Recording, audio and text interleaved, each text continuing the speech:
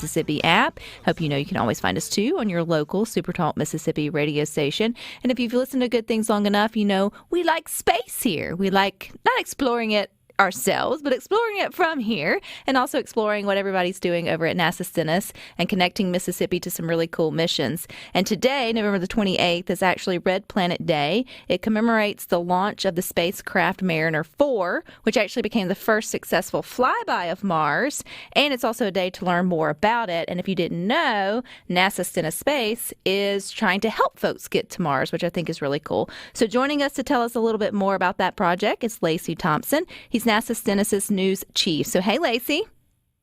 Hey, Rebecca. How are you today? It's so good to finally speak with you. We've had some great conversations that you've coordinated over the years, but this is your first time on Good Things, so welcome. It is. It's great to talk to you because we've had numerous email conversations, so it's really nice to visit with you this way. Well, and I think it's a great day to bring light to the fact that Mississippi has got their hands all over a lot of these projects, or I'd say NASA Stennis here in Mississippi has their hands all over these projects that can really help shape the future of the way that we explore and learn about space. So tell us the connection. How is Mississippi and Mars connected?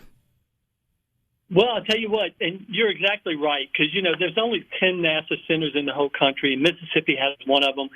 And so as far as we're concerned, we represent the whole state. So everybody in Mississippi is involved in this. And there's several ways that I think we're supporting the Mars effort. You know, we're testing engines and systems that are going to be used on the SLS Space Launch System rocket. And that's what's launching the Artemis missions to the moon. That's what's going to take us back to the moon. And, you know, NASA's committed to going there in a sustainable way.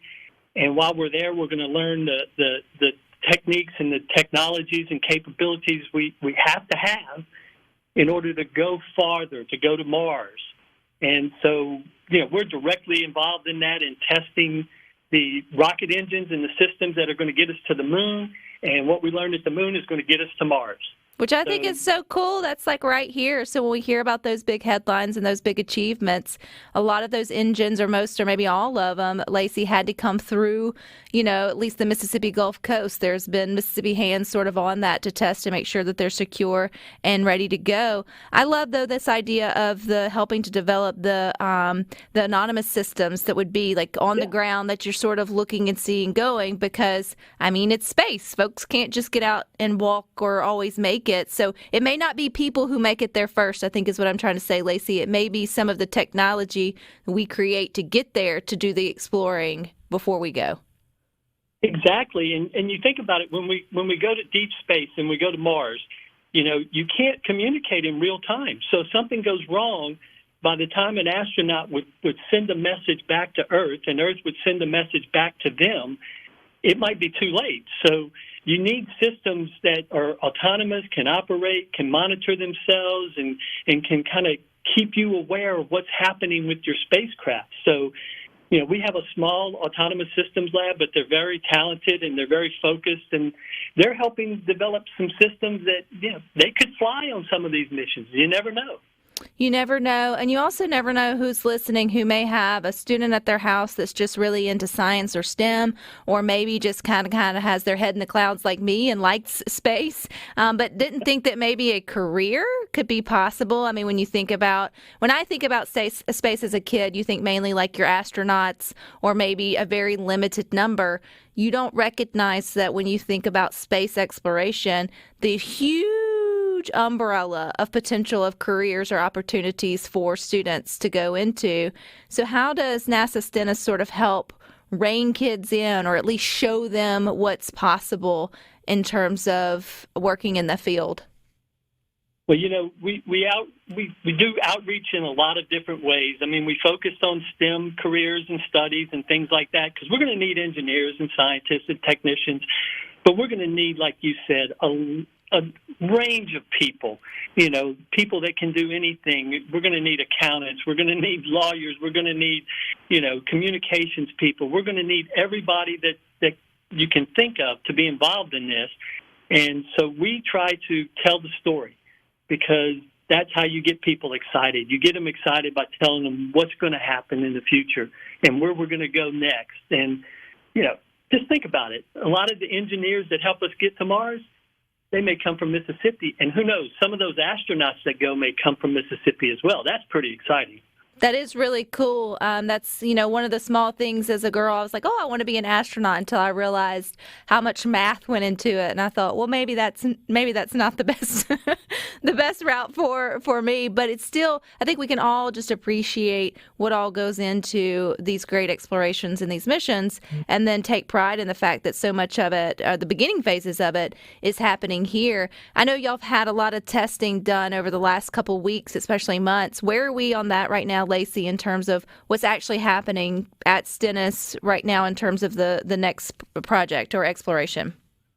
Well, right now we're testing the Samaras 25 engines. They're getting ready they have engines for the first 4 missions, Artemis 1, 2, 3, and 4. They're going to have to build engines for the missions after that. And so we're testing the prototypes of those. And that once we finish this test series we're involved in, sometime after the first of the year, they'll have the green light to go ahead and produce those engines that's going to help launch those future missions. And then also NASA is building an exploration upper stage, a bigger upper stage that will carry more people and heavier payloads to deep space. And before it flies on Artemis 5 or so, we're going to test it here. So there's a lot going on right now, and we're right on the front lines of all of it. What's it like on testing day, Lacy? I'm sure you're running around like a chicken when your head cut off because of all the things going on, because you guys do an awesome job within your department of making that available. I know people can't really be there maybe the way they used to could or would like to be, but you make it available on all of your social platforms and all that to watch the testing. But what's the excitement in the air on testing day? Well, as one of the engineers said, there's nothing like testing day. It's just great, and everybody gets excited about it. And if there's a test and I'm gonna come on site, whether I'm scheduled to telework or not, I'm gonna come on site so I can see that test. And you're exactly right. We're getting ready. We have a test scheduled tomorrow, so if people will tune in to NASA Stennis Facebook or NASA Stennis YouTube, they can watch that test tomorrow afternoon. And it's not the same as being there, but it's pretty close. And we got on-stand cameras, so tomorrow they're going to be moving that engine the way it has to move during a flight. So it's going to be a pretty cool test tomorrow. How much, now this may be, I don't even know the right words to say, like poundage, or like how big are these engines? Like kind of explain, when you turn on that engine, it's not like revving up your truck out back or, like a big rig, like the force that's sort of coming out of it, like how extraordinary this is that, you have the ability to test those without them taking off. Yeah, exactly. I mean, you think about it, those engines, they produce about up to 500,000 pounds of thrust. I mean, that's just incredible. And so that test stand is just holding it in place while all of that exhaust is coming out. And that exhaust is coming out, it's about 6,000 degrees.